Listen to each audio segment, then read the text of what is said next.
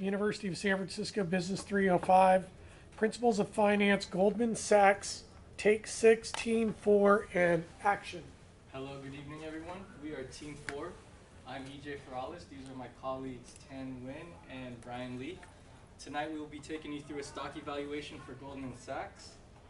And as you can see, our recommendation based on our valuation and analysis is to sell Goldman Sachs.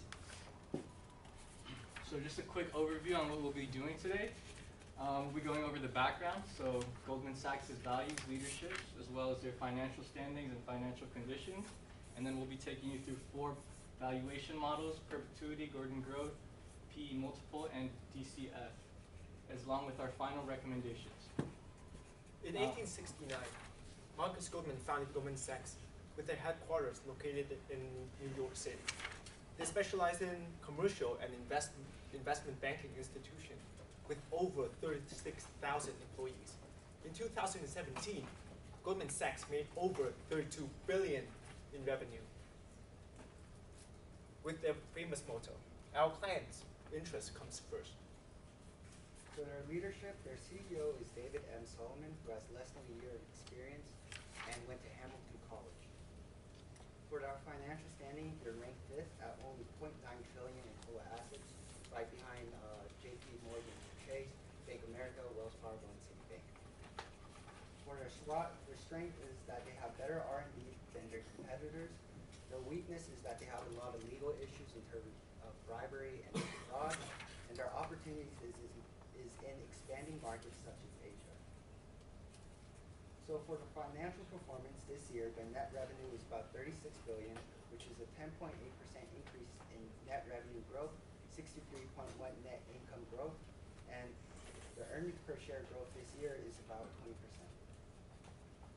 And based on our financial condition analysis, Goldman Sachs' overall conditions is below average compared to other banking such as JP Morgan peer group.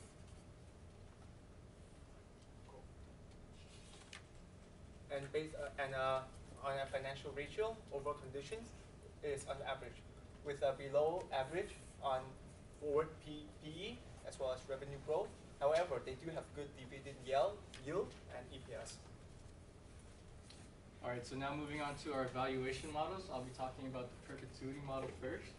So as you can see, our intrinsic value of $163.8 is less than the current stock price of $205 at a discount rate of 25%. So how we got this 163.8, we used the 2020 expected earnings per share and divided that by a medium range expected market return of 8%. And this model is telling us to sell. The next valuation model, the Gordon growth, as you can see again, we have an intrinsic value of 187.1, which is less than the current price of $205 at a discount rate of 8.7%. So how we got there was we got the 2019 expected earnings per share, and we took the medium growth rate, medium expected market return of 8%, and the growth rate of 1%. And with this method, it is also telling us to sell.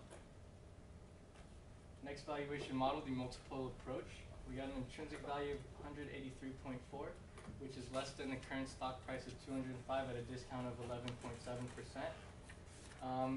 And getting to this number, we used, again, the medium PE ratio of 14.